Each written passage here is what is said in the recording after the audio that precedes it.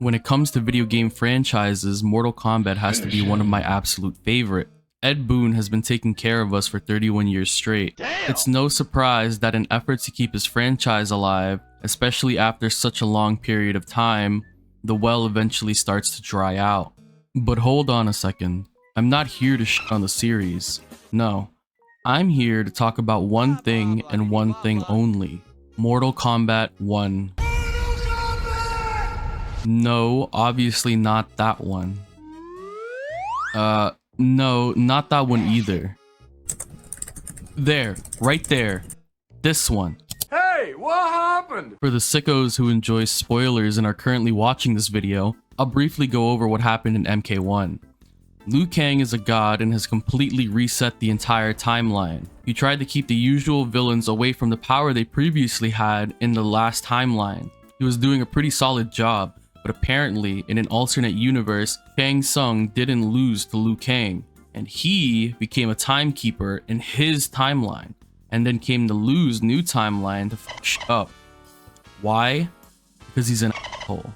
Anyways, Liu Kang called upon all the other timelines and Shang Tsung did the same exact thing, and then they all fought to the death. Liu Kang won and the Deadly Alliance were officially erased from all timelines. That's the entire plot. The whole let's reset the timeline thing actually wasn't that bad. We got to see a lot of cool things because of it too. We got to play as Raiden without his Thunder God abilities. We also got to see how lame Kenshi is without Sento. We got to see a bunch of characters that we haven't seen in decades. And, as usual, they throw some Easter eggs and throwbacks that without a doubt made you smile, whether you like the story or not. I had a great time playing the story mode. The choreography was fun to watch. The voice acting from everyone was phenomenal. The graphics are obviously insane. And the plot alone, although a little bit dry in the beginning, had me saying one more chapter over and over until I stayed up to 6 in the morning, practically speedrunning the entire story. So why does my video title seem so negative? A handful of things actually. You are nothing. First issue I had with the story mode was Shao Kahn.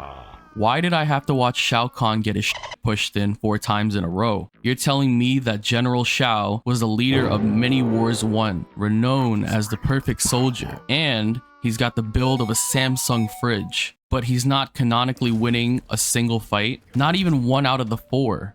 It just doesn't make any sense. No one in this game got shit on harder than Shao. Autobots, roll out! Alright, you got me. I'm a liar. I said the voice acting in this game was incredible and that everyone did really well. I meant to say that everyone in this game did amazing, all except one person. You know exactly who I'm talking about. I'm talking about, we can't help what we are. That we feed on blood doesn't make us evil. Like, does that not suck?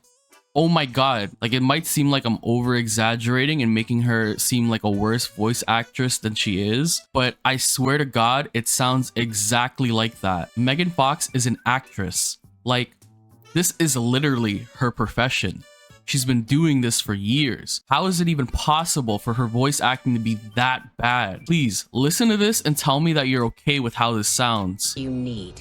Serena's right. Because of Quan Chi's magic, my realm's people are no longer poisoned by sunlight. We've finally escaped the shadows. Listen, I'm not saying that I could be a voice actor or anything, but come on. She said, that blade is enchanted. Don't I scare you in the least? Yawn, yawn, yawn. This has to be the most lackluster ending I have ever experienced. Hands down, not even kidding.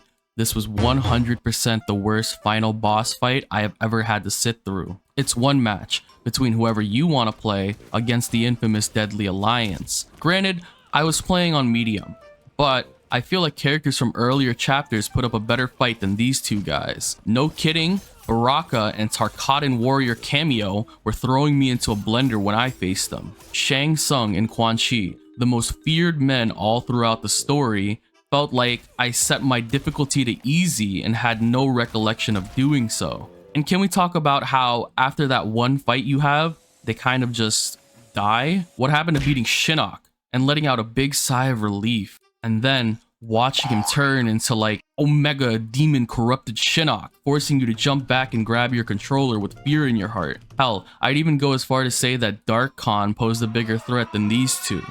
Yes, I'm talking about the boss from the hit game Mortal Kombat vs. DC Universe. I don't know, I just feel like this entire game was a glorification of the good guys, and all of the bad guys were like cosmetic threats. This is my final issue with the game's story mode, the post-credits scene. If you've somehow missed the post-credits scene of this story mode, it's basically just a quick interaction between Titan Havoc and his crew. Havoc says something along the lines of, hey guys, I'm still alive.